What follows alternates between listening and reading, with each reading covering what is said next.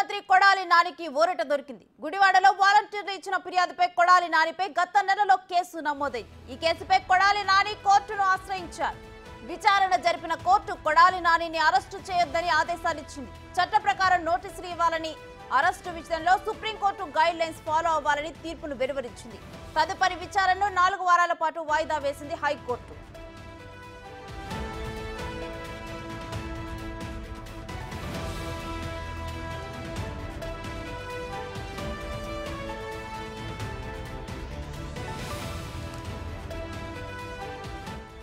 హైకోర్టులో మాజీ మంత్రి కొడాలి నానికి ఊరట దొరికింది. గుడివాడలో వాలంటీర్లు ఇచ్చిన ఫిర్యాదుపై కొడాలి నానిపై గత నెలలో కేసు నమోదైంది. ఈ కేసుపై కొడాలి నాని కోర్టును ఆశ్రయించారు. విచారణ జరిపిన కోర్టు కొడాలి నానిని అరెస్టు చేయొద్దని ఆదేశాలిచ్చింది. చట్ట ప్రకారం నోటీసులు ఇవ్వాలని, అరెస్టు విషయంలో సుప్రీంకోర్టు గైడ్ లైన్స్ ని ఫాలో అవ్వాలని తీర్పును వెలువరించింది. తదుపరి విచారణ 4 వారాల పాటు వాయిదా వేసింది హైకోర్టు.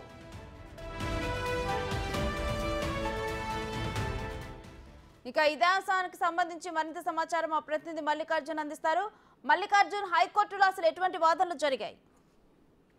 వేణుశ్రీ, మాజీ మంత్రి కొడాలి నాని కూడా హైకోర్టులో భారీ ఊరట అయితే లభించడం జరిగింది. ఏదైతే ఎన్నికల ముందు తన నియోజకవర్గంలో ఉన్న వాలంటీర్లు చాలా మంది కూడా రిజైన్ చేయడం జరిగింది. ఆ రిజైన్ కు కొడాలి నానియే బాధ్యత వహించాలి, ఎందుకంటే ఆయన రిజైన్ చేయమంటేనే మేము రిజైన్ చేశామంటూ కూడా వాళ్ళు పోలీస్ స్టేషన్ లో ఫిర్యాదు చేయడం జరిగింది. తమకు న్యాయం చేసే విధంగా చర్యలు తీసుకోవాలంటూ కూడా పోలీసుల ఫిర్యాదులో వాలంటీర్లు కూడా పేర్కొనడం జరిగింది. దానిపైన ఏదైతే పోలీసులు ఉన్నారో కేసు కూడా నమోదు చేయడం కూడా జరిగింది. దీనిపై అరెస్టు చేయొద్దంటూ కూడా మాజీ మంత్రి కొడాలి నాని హైకోర్టును ఆశ్రయించారు.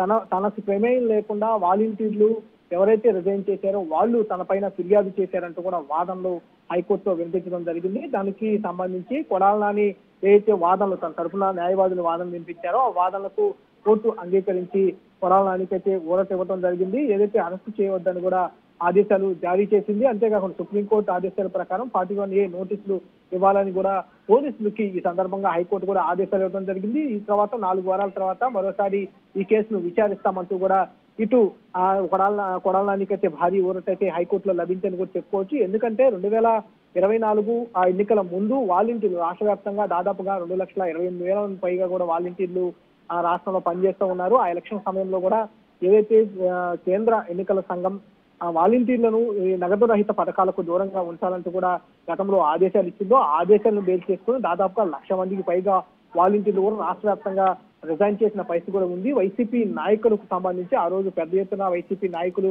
వాలంటీర్ల చేత రిజైన్లు చేయించారంటూ కూడా ఆరోపణలు పెద్ద ఎత్తున వినిపించిన పరిస్థితి కూడా ఉంది. వాళ్ళ వాలంటీర్లంతా కూడా రిజైన్ చేసిన తర్వాత వైసీపీకి పార్టీ కోసం కూడా ఎన్నికల్లో పనిచేసిన దాఖలాలు కూడా కనిపించింది. తర్వాత ఎన్డీఏ కూటమి వచ్చిన తర్వాత రిజైన్ చేసిన వాలంటీర్లను తమను విధిలోకి తీసుకోవాలంటూ కూడా వాళ్ళు విజ్ఞప్తి చేస్తూ వస్తూ ఉన్నారు. ఎవరైతే తమను రిజైన్ చేయించారో వాళ్ళ పేరు కూడా పోలీసులకు ఫిర్యాదు చేసిన దాఖలాలు కనిపించింది. అదే ఇష్యూ గుడివాడ నియోజకవర్గంలో కూడా ఎదురైంది. మాజీ మంత్రి కొడాలి నానిపై కూడా తమను రిజైన్ చేయడానికి వాళ్ళే ప్రోత్సహించి మమ్మల్ని రిజైన్ చేయించారంటూ కూడా వాళ్ళు ఫిర్యాదు పెట్టుకున్న నేపథ్యంలో అరెస్ట్ చేస్తారన్న ముందస్తు నేపథ్యంలోనే కొడాలి నాని హైకోర్టును ఆశ్రయించడం, హైకోర్టులో కొడాలి నానికి ఊరట లభించడం జరిగింది.